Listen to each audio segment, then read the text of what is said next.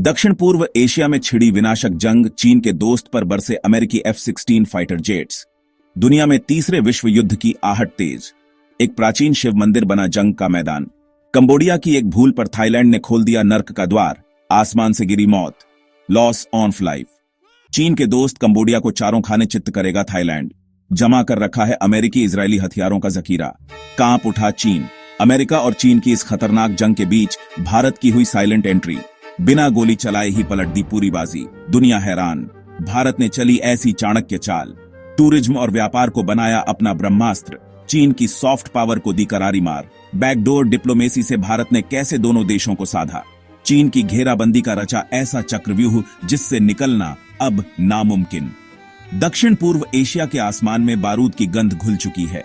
वो चिंगारी अब आग का गोला बन चुकी है, जिसका डर पूरी दुनिया को सता रहा था। थाईलैंड और कंबोडिया, दो पड़वासी देश, एक दूसरे के खून के प्यासे हो गए हैं। थाईलैंड के F-16 फाइटर जेट्स कंबोडिया की धरती पर आग उगल रहे हैं और जमीन पर टैंक और तोपें गरज रही हैं। यह सिर्फ एक सीमा विवाद नहीं, बल्कि दुनिया की दो महाशक्तियों अमेरिका और चीन की शह और मात का खेल है, जिसका मोहरा बने हैं यह दो छोटे देश। एक तरफ है अमेरिका का करीबी सहयोगी थाईलैंड, जिसके पास अमेरिकी और इजरायली हथियारों का अंबार लगा है, तो दूसरी तरफ है चीन का लाडला कंबोडिया, जो ड्रैगन के दम पर उछल रहा था। इस पूरे खेल में सबने अपनी अपनी चालें चल दी है, लेकिन दुनिया की नजरों से दूर एक तीसरा खिलाड़ी यानी भारत। इस बिसात पर ऐसा दाम चल रहा है जिसकी खबर न चीन के पास थी, ना ही so called super power America के पास। यह वो खिलाड़ी है जो न हथियार बेच रहा है, न सैनिक भेज रहा है, लेकिन उसकी खामोश चालों ने इस जंग का रुख ही मोड़कर रख दिया है। तो चलिए अब फाड़ते हैं इस खूनी संघर्ष का कच्चा चिट्ठा और जानते हैं कि आखिर यह जंग शुरू क्यों हुई। इस पूरी कहानी की जड़ में है 9वीं सदी का एक प्राचीन और भव्य शिव मंदिर, जिसे प्रेह विहेर के नाम से जाना जाता है। यह मंदिर थाईलैंड और कंबोडिया की सीमा पर एक ऐसी पहाड़ी पर मौजूद है जहां से दूर दूर तक का इलाका नजर आता है। ऐतिहासिक रूप से इसे खमेर साम्राज्य के राजा सूर्यवर्मन ने बनवाया था, लेकिन सदियों से दोनों देश इस पर अपना अपना दावा ठोकते आए हैं। साल 1962 में अंतरराष्ट्रीय न्यायालय ने मंदिर तो कंबोडिया को सौंप दिया, लेकिन मंदिर के आसपास की 4.6 वर्ग किलोमीटर की जमीन का विवाद जस का तस बना रहा। यही जमीन आज जंग का मैदान बन चुकी है। चिंगारी तब भड़की जब कंबोडिया ने इस मंदिर को यूनेस्को की विश्व धरोहर सूची में अपने नाम से शामिल करा लिया। थाईलैंड आग बबूला हो गया और इसे अपनी संप्रभुता पर हमला बताया। इसके बाद जो हुआ वो इतिहास का एक काला अध्याय है। 2008 से 2011 के बीच दोनों देशों में भयानक झड़पें हुई और अब एक दशक की खामोशी के बाद वो ज्वालामुखी फिर से फट पड़ा है। कंबोडिया के सैनिकों ने थाई ठिकानों पर गोलीबारी की तो थाईलैंड ने पलटवार में कोई रहम नहीं दिखाया। प्रधानमंत्री हन मैनेट के सत्ता संभालते ही थाईलैंड ने अपने सबसे खतरनाक F-16 फाइटर जेट्स को कंबोडिया की सीमा में घुसाकर सैन्य ठिकानों पर ताबड़तोड़ बमबारी कर डाली। कंबोडिया के प्रधानमंत्री ने तुरंत फेसबुक पर जंग का ऐलान करते हुए कहा, हमारे पास सैन्य आक्रमण का जवाब देने के अलावा कोई चारा नहीं है। उन्होंने संयुक्त राष्ट्र सुरक्षा परिषद को चिट्ठी लिखकर मदद की गुहार लगाई। वहीं थाईलैंड ने खुली धमकी दी है कि अगर कंबोडिया पीछे नहीं हटा तो अंजाम बहुत बुरा होगा। ये कोई छोटी मोटी झड़प नहीं, बल्कि एक फुल स्केल वॉर की शुरुआत है, जिसमें दक्षिण पूर्व एशिया की शांति और स्थिरता दांव पर लग चुकी है। थाईलैंड बनाम कंबोडिया, कौन कितना ताकतवर? अब सवाल उठता है कि इस जंग की बिसात पर कौन सा खिलाड़ी ज्यादा ताकतवर है? क्या चीन का दोस्त कंबोडिया अमेरिका के साथ ही थाईलैंड को टक्कर दे पाएगा?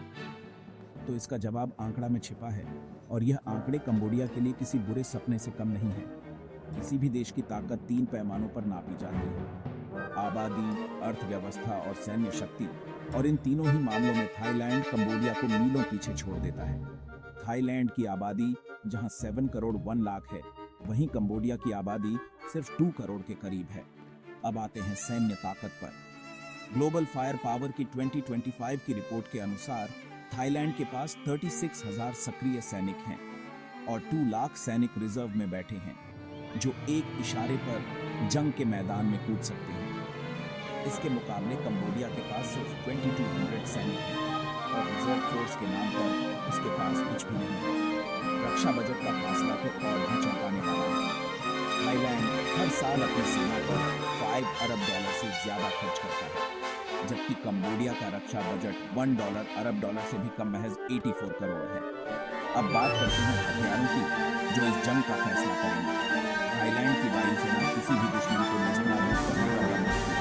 उसके पास 72 लड़ाकू विमानों का बेड़ा है, जिनमें अमेरिका के सबसे घातक F-16 और स्वीडन के ग्रिप एंड फाइटर जेट्स शामिल हैं।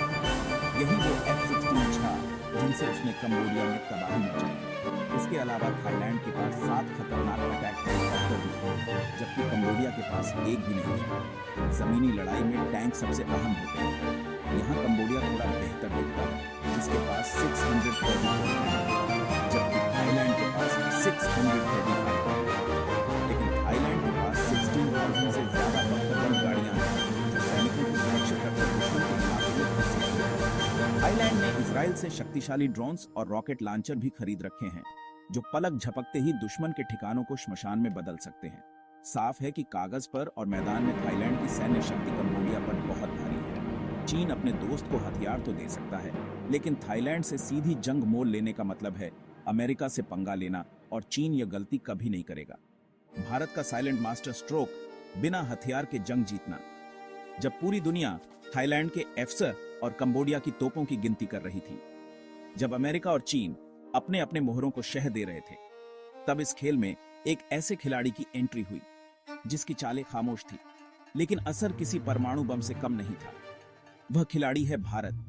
भारत ने इस पूरे विवाद में एक भी बयान जारी नहीं किया, न किसी का पक्ष लिया, लेकिन पर्दे के पीछे उसने ऐसा चक्रव्यूह रचा कि चीन की सारी रणनीति धरी की धरी रह गई।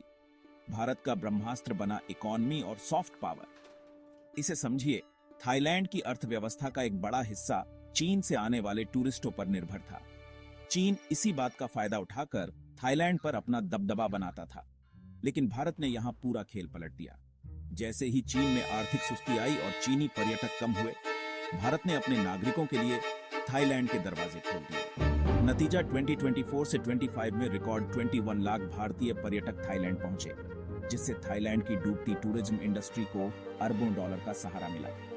भारत थाईलैंड का दूसरा सबसे बड़ा टूरिज्म मार्केट बन गया। इस एक चाल ने थाईलैंड को चीन पर आर्थिक निर्भरता से आजाद कर दिया। यह तो सिर्फ पहला दाम था। भारत का दूसरा और सबसे घातक हथियार था कल्चरल डिप्लोमेसी। भारत ने एक्ट ईस्ट पॉलिसी के तहत थाईलैंड में योग, आयुर्वेद और रामायण से जुड़ी सांस्कृतिक जड़ें को इतना मजबूत किया कि वहां की जनता में भारत के प्रति एक स्वाभाविक झुकाव पैदा हो गया। यह भारत का सॉफ्ट पावर स्ट्राइक था, जो थाईलैंड के जनमानस को धीरे धीरे चीन के प्रभाव से दूर कर रहा था।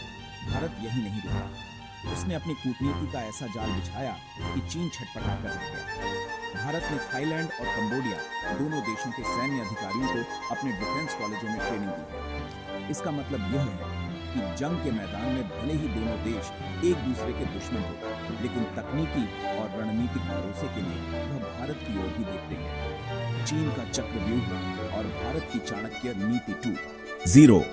भारत की इन खामोश चालों ने चीन को एक ऐसे दौराहे पर लाकर खड़ा कर दिया है जहां से उसके लिए आगे कुआंओं और पीछे खाई वाली स्थिति बन गई है।